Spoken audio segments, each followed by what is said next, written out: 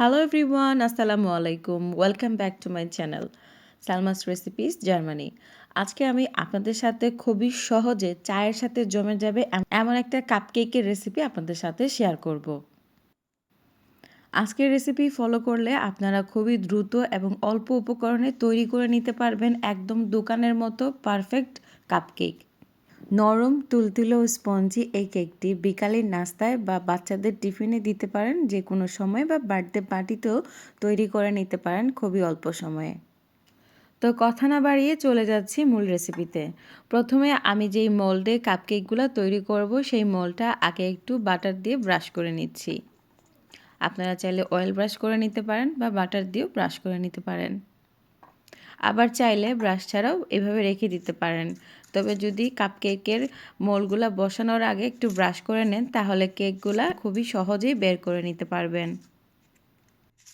তো আমি কাপকেকের জন্য কাপগুলা মোল্ডের মধ্যে বসিয়ে এক সাইডে রেখে দিচ্ছি। তারপরে আমি একটা বোলের মধ্যে নিয়ে নিচ্ছি লার্জ সাইজের 5টি ডিম। আমি যতটুকু কেক তৈরি করব সেই পরিমাণ অনুযায়ী আমি এখানে ডিম নিয়ে নিচ্ছি। লার্জ সাইজের ডিম হলে 5টি নিলেই হবে। যদি মিডিয়াম সাইজের ডিম হয় বা ছোট সাইজের ডিম হয় তাহলে 6 থেকে 7টি ডিম লাগবে। ডিমগুলো বোলের মধ্যে নিয়ে আরেকটি ছোট বোলের মধ্যে আমি কুসুমগুলো আলাদা করে নিচ্ছি। এই কাজটা করা খুবই জরুরি। তাই কুসুমগুলো আলাদা করে ডিমের সাদা অংশটা আমি আগে একটা বিটার দিয়ে ভালো করে বিট করে নিচ্ছি। আমি একটা ইলেকট্রিক বিটার দিয়ে বিট করে নিচ্ছি। যদি বাসাতে ইলেকট্রিক বিটার না থাকে তাহলে হ্যান্ড উইক্স দিয়েও কিন্তু আপনারা চাইলে এই ফর্মটা তৈরি করে নিতে পারবেন।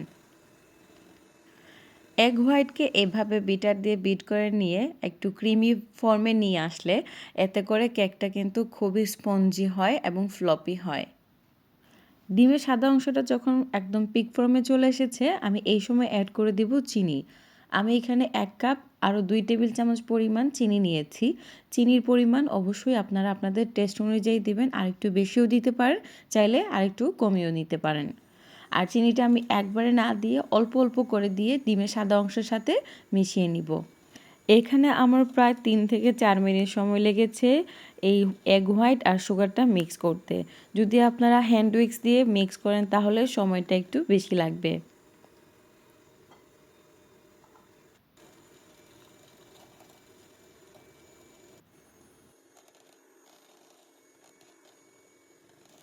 তো আমার এখানে এগ হোয়াইটটা বিট করা হয়ে গেছে চিনির সাথে। আমি একটু দেখাচ্ছি কত সময় পর্যন্ত বিট করবেন।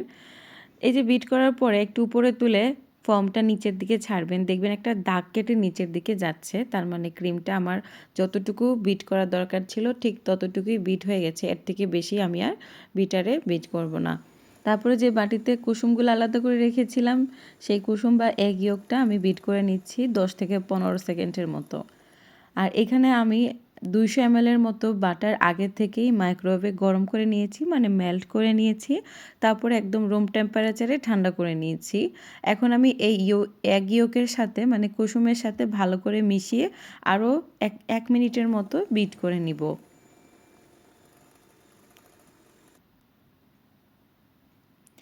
1 মিনিট হয়ে গেলে আমি এখানে অ্যাড করে দিচ্ছি ভ্যানিলা এসেন্স। আপনারা আপনাদের পছন্দ অনুযায়ী যে কোনো ফ্লেভার অ্যাড করতে পারবেন। আমি এখানে 1.5 চা চামচের মতো ভ্যানিলা ফ্লেভারটা অ্যাড করে দিচ্ছি।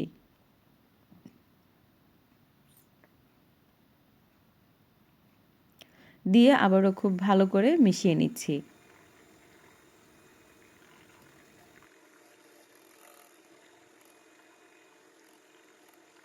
খুব ভালো করে মেশানো হয়ে গেছে।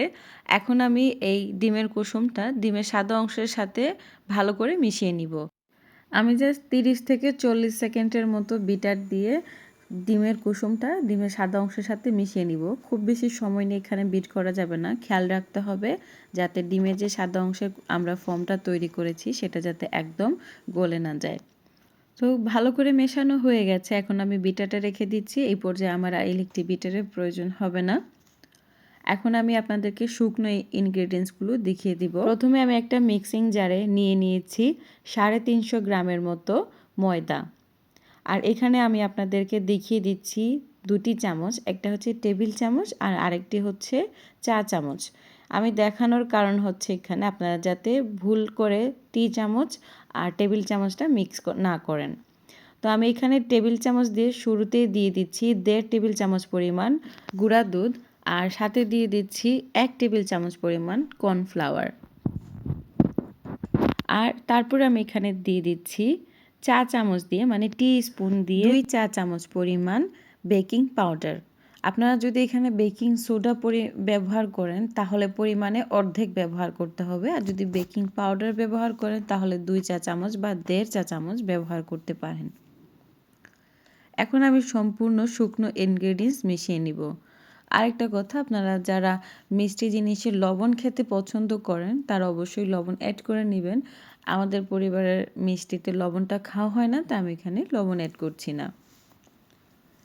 এখন এই শুকনো উপকরণগুলো একটা ছাঁকনির মধ্যে নিয়ে নিচ্ছি অল্প অল্প করে, আর একদম ছেঁকে তারপরে হচ্ছে আমি ব্যাটারের উপরে দিয়ে দিচ্ছি। এতে করে শুকনো উপকরণের মধ্যে এরকম কোনো দানা দানা থাকলে সেগুলো আলাদা হয়ে যাবে, আর একদম একটা স্মুথভাবে দেখবেন আপনারা ব্যাটারের সাথে শুকনো উপকরণগুলো মিশিয়ে নিতে পারবেন।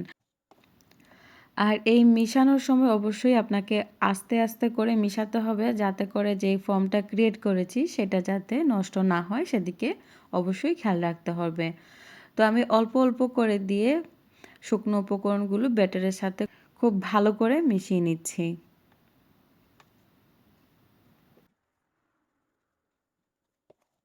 তো কাপকেকের জন্য এখানে ব্যাটারটা অলমোস্ট রেডি হয়ে গেছে। এই পর্যায়ে আমার মনে হয়েছে কেকের ব্যাটারটা একটু ঘন হয়ে গেছে, তাই আমি এখানে অল্প পরিমাণ লিকুইড দুধ ব্যবহার করব। তা আমি এখানে প্রায় আধা কাপের মতো লিকুইড দুধ নিয়েছি, পুরোটা একসাথে দিব না, 1 টেবিল চামচ বা 2 টেবিল চামচ করে দিয়ে ব্যাটারের সাথে মিশিয়ে নিব। একসাথে দিয়ে দিলে পরে বেশি পাতলা হয়ে গেলে ব্যাটারটা ম্যানেজ করা কষ্ট হয়ে যাবে, তাই আপনারা এখানে লিকুইড দুধটা যখন ব্যবহার করবেন অল্প অল্প করে দিয়ে মিশিয়ে নেবেন। তো আমার এখানে পুরা ব্যাটারটাই রেডি হয়ে গেছে। আমি আপনাদেরকে ব্যাটারের কনসিস্টেন্সিটা দেখিয়ে দিচ্ছি। আমি একটু চামচে তুলে আপনাদেরকে দেখিয়ে দিচ্ছি যে কীরকম হবে। উপর থেকে এইভাবে ছাড়ার পরে দেখবেন একদম ভিতরে যাচ্ছে না, একদম উপরের মধ্যেই ব্যাটারের অংশগুলা থেকে যাবে। এই পর্যায়ে আপনারা দেখলেই বুঝতে পারবেন যে আপনাদের আজকের কাপকেকের জন্য ব্যাটারটা একদম পারফেক্টভাবে রেডি হয়েছে। এখন এই ব্যাটারটি আমি আগে থেকে রেডি করে রাখা মোল্ডের মধ্যে দিয়ে দিচ্ছি, মানে কাপকেকের জন্য যে মোল্ডটা আমরা আগে থেকে রেডি করেছিলাম সেখানে দিয়ে দিচ্ছি। আমি একটা চামচ দিয়ে দিচ্ছি, আর এই চামচের পরিমাণ হচ্ছে প্রায় 1.5 টেবিল চামচের মতো। আপনারা আপনাদের পছন্দ অনুযায়ী ব্যাটারটা দিয়ে দিবেন, তবে 1.5 থেকে 2 টেবিল চামচের বেশি হলে আবার কেকটা বাইরে চলে আসবে, তাই খুব বেশি দিবেন না। কাপের যেই সাইজটা আছে তার 1 ভাগ খালি রাখবেন আর 2 ভাগ ভরে ব্যাটারটা দিয়ে দিবেন। তারপরে একটা ঝাঁকি দিয়ে দিবেন যাতে করে কেকের ব্যাটারের মধ্যে কোনো প্রকার লাম্পস থাকলে সেটা যাতে বের হয়ে আসে। এখন আমি এই কেকটি প্রিহিটেড ওভেনে, মানে 180 ডিগ্রি সেলসিয়াসে আমি ওভেনটা গরম করে নিয়েছিলাম 15 মিনিট আগে, আর এই ওভেনের মধ্যে দিয়ে আমি 20 থেকে 22 মিনিট ধরে কেকটা বেক করে নিব।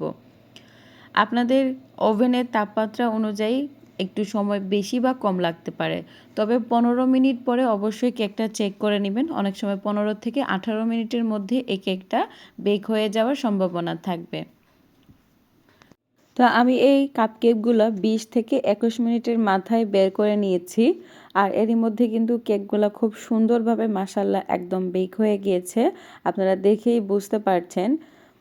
তো আপনারাও কিন্তু চাইলে খুবই অল্প সময়ের মধ্যে যে কোনো সময়ে নাস্তার জন্য বা যে কোনো বার্থডে পার্টিতে বা অনুষ্ঠানে খুবই অল্প সময়ে এই ধরনের একটা কাপকেক বাসাতেই তৈরি করে নিতে পারবেন। আর এই কেকটি কোনোভাবেই বেকারি কেকের থেকে টেস্টে কম হবে না, বরঞ্চ আরও ভালো টেস্ট পাবেন।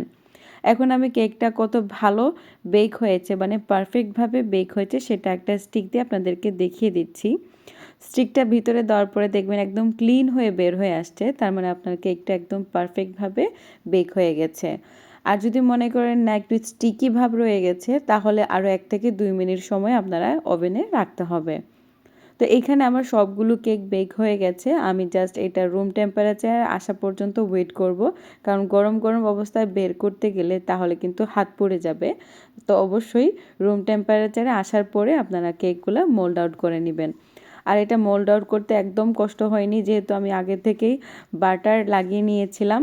আর বাটার ছাড়াও কিন্তু কাপকেকগুলো খুবই অল্প সময়ে মানে খুব সহজেই মোল্ড থেকে বের হয়ে আসে। তো আমি সবগুলা কেক এখন আমি আপনাদেরকে একটু পরিবেশন করে দেখাচ্ছি। আশা করছি আপনারা দেখেই বুঝতে পারছেন কেকগুলো কত সুন্দর হয়েছে, একদম বেকারির কেকের থেকেও কিন্তু আরও পারফেক্ট এবং খুবই লোভনীয় টেস্টি হয়েছে। মাত্র 30 মিনিটে আপনারা চাইলে এরকম মজাদার একটা কেক খুব সহজেই তৈরি করে দিতে পারেন। বাচ্চাদের টিফিনেও দিতে পারেন, বিকেলের নাস্তাতে বা যে কোনো বার্থডে পার্টিতে তৈরি করে নিতে পারেন খুব সহজেই। চায়ের সাথে কিন্তু এই কেকটা খেতে দারুণ লাগে। আপনারা কারা কারা চায়ের মধ্যে ডুবিয়ে খেয়েছেন আমাকে অবশ্যই কমেন্ট করে জানাবেন। আমার আজকের এই সিম্পল কেকের রেসিপি যদি আপনাদের কাছে ভালো লেগে থাকে, প্লিজ আপনারা শেয়ার করবেন, আমার চ্যানেলটি সাবস্ক্রাইব করবেন আর কমেন্ট করে আমাকে জানাবেন। আর অবশ্যই ভিডিওটি লাইক বাটনে ক্লিক করতে ভুলবেন না। আপনাদের ছোট্ট ছোট্ট এই সাপোর্টগুলো আমাকে ইনশাল্লাহ অনেক দূরে নিয়ে যাবে। এই কেক সম্পর্কে যদি আপনাদের কোনো কোয়েশন থেকে থাকে, প্লিজ আমাকে কমেন্ট বক্সে লিখে জানাবেন। আমি চেষ্টা করব আপনাদের কমেন্টের উত্তর দিতে। এখন আমি একটা কেক আপনাদেরকে পেপার থেকে বের করে দেখাচ্ছি। আর এই কেকটা একটু আপনাদেরকে ভেঙেও দেখাবো ভিতরটা কতটুকু সফট হয়েছে। আশা করছি আপনারা দেখে বুঝতে পারছেন নরম তুলতুলে হয়েছে কেকটি। আসলে এই কেকটা তৈরি করার সাথে সাথেই দেখবেন একদম শেষ হয়ে যাবে, রাখার কোনো প্রয়োজন হবে না। তারপরে যদি আপনারা কেউ সংরক্ষণ করতে চান 2-3 দিনের জন্য, আপনারা সর্বোচ্চ 3 থেকে 4 দিন আপনারা এই কেকটি সংরক্ষণ করতে পারবেন।